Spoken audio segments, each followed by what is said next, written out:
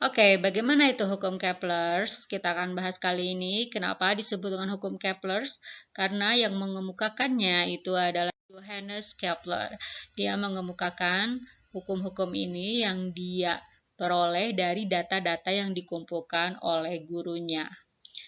Nah, Kepler ini membahas tentang bagaimana planet-planet ini mengelilingi matahari.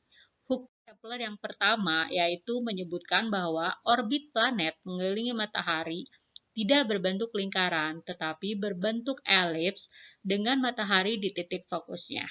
Jadi kalau elips ini memiliki dua titik fokus ya, titik fokus ke-1, titik fokus kedua.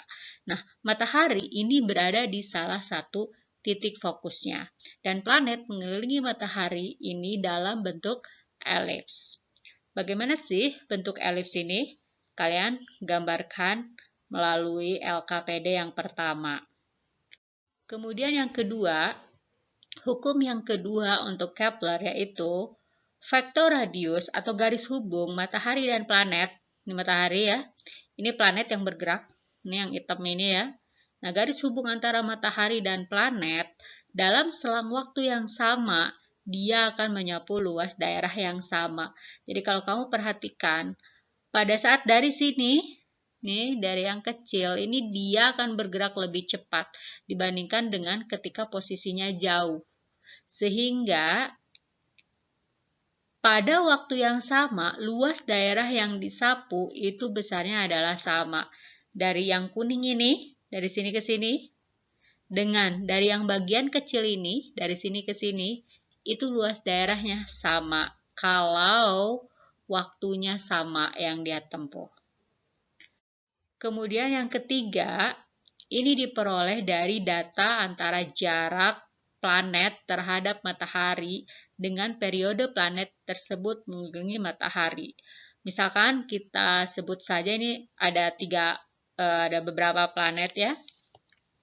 Merkurius, Venus, Bumi. Bumi mengelilingi matahari itu waktunya 1 kali mengelilingi matahari, 1 kali revolusi itu adalah 1 tahun.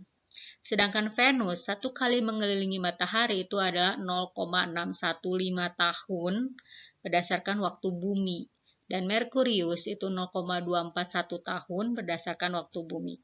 Jarak Merkurius ke matahari itu adalah 57,9 kali 10 pangkat 6 km. Sedangkan Venus 108,2 kali 10 pangkat 6 km. Dan bumi itu 149,6 kali 10 pangkat 6 km. Nah, kalau kita buat rasionya, R dipangkatkan 3, jarak dipangkatkan 3, dibagi dengan periode kuadrat, maka ini akan dihasilkan konstanta. Oleh karena itu, Kepler menyimpulkan untuk hukum 3 Kepler itu bahwa kuadrat periode planet, T kuadrat, mengelilingi matahari sebanding dengan pangkat 3 dari jari-jari lintasannya.